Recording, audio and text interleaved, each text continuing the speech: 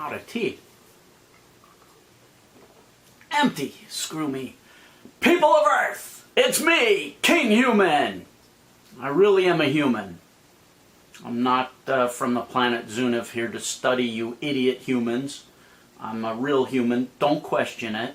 Leave me alone. Okay, now that I said that, let's get to the video.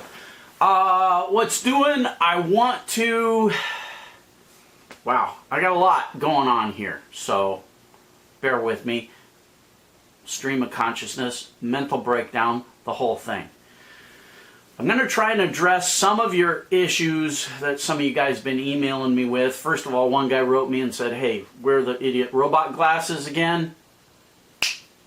And I want to say, I try to look at all your emails and all your comments. They streamed on my iPhone, and when I'm out at a restaurant, I'll pull them all up and I'll read them. And I know I've been bad at returning emails lately and all that stuff, so what I want to do in the future is grab a bunch of your emails and read them on camera and answer them on camera. So if you don't want me to mention your name when you email me from this point on, say in the email, don't mention my name, because I might pull your email and say, this is from Udle Doodle 123 on Yahoo, on what the hell are we on? YouTube. And this is what he says: Kinghuman, you're a big piece of shit. Get off of YouTube. Yeah, okay. So, okay, you can see how rambling I am. It's not going to get better. Okay, I got an email I want to address about how to make money in the art thing, because the guy was asking me about this. I did a video, a couple of videos back, about making money with artworks. And I got a really cool thing I'm going to follow up with in a third video. I'm going to show you guys how to do really cool pencil sketches on your computer. You can sell these things on Fiverr. So easy. I mean, it's really good. And you don't need to buy software. You got your own. If you got Photoshop, you can do it. Anyway, it'll be a tutorial. And I'm rambling. Okay, so about the art thing. Here's the thing. I've seen people make good money on eBay with their art. And I'm talking about abstract expressionist art in weird ways. And maybe what I'm going to say will give you guys some ideas and get your juices flowing. Because, you know, there's some potential here. But it's going to be work. It's not going to be easy like you think, you know. Hey, I'll just throw some paint on a canvas like Pollock did, and it'll sell for big bucks. No, that ain't how it works. However, having said that, I've seen people do it and make big money. For example, there's a woman that was on eBay. I don't know, maybe she's still on eBay. And she had a turtle named Koopa. And she would take the turtle. First she would put some dabs of paint on a blank canvas. And she'd put the turtle on there, and the turtle would scurry around. And she'd sell those paintings for hundreds of dollars a piece. And she did a good freaking business. I checked on her not long ago just to see, because I know the art market is depressed, and I'm seeing, well, is this woman still selling those turtle paintings for hundreds of dollars a pop, or has she gone down the tubes? I noticed she's not selling turtle paintings anymore. She's selling boob paintings, where she takes a canvas and presses it on her boobs, and she makes these boob paintings.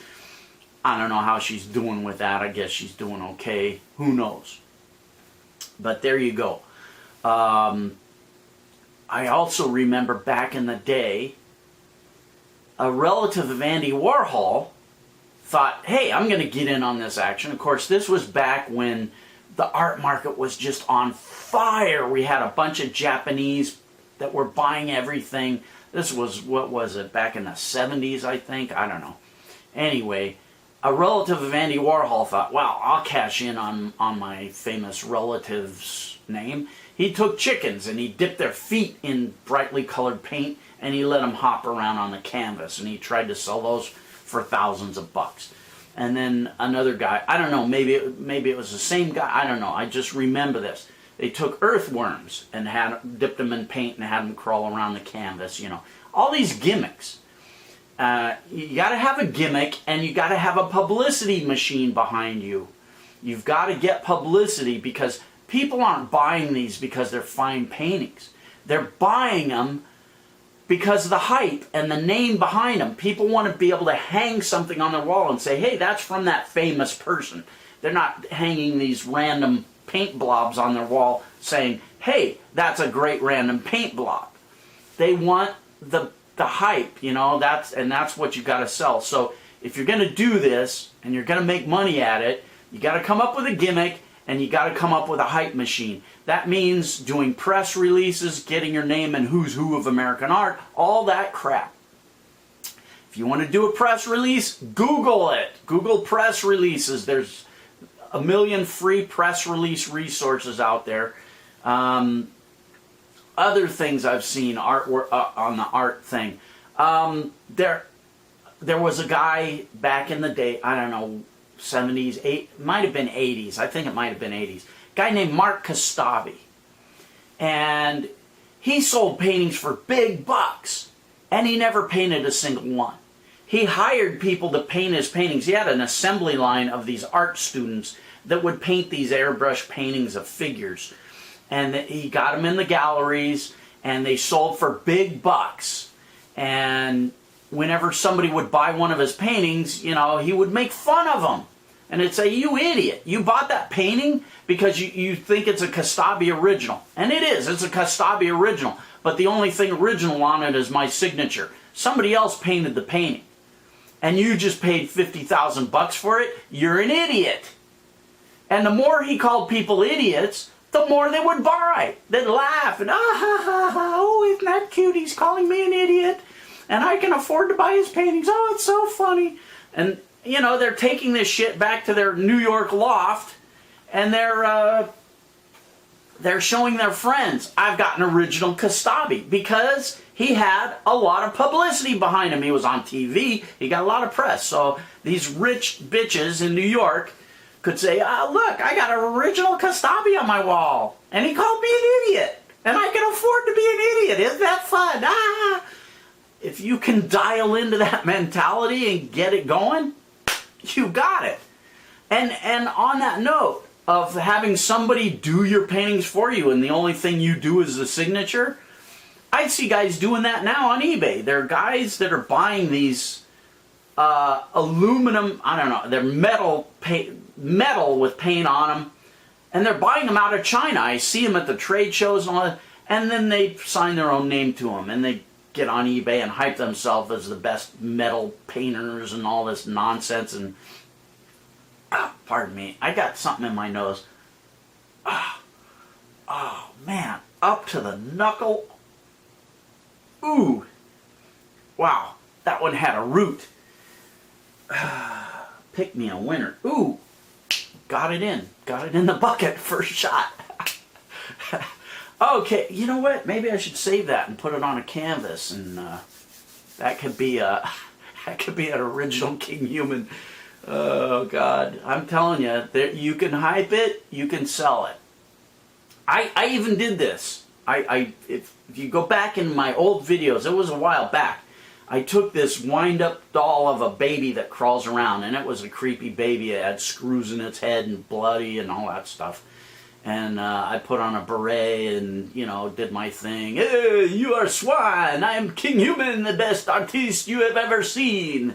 And I got to put paint on the canvas and had the baby crawl around, and it made this painting. And I put the painting on eBay, and it sold for, I don't know, 50 or 100 bucks, whatever it was. I don't know.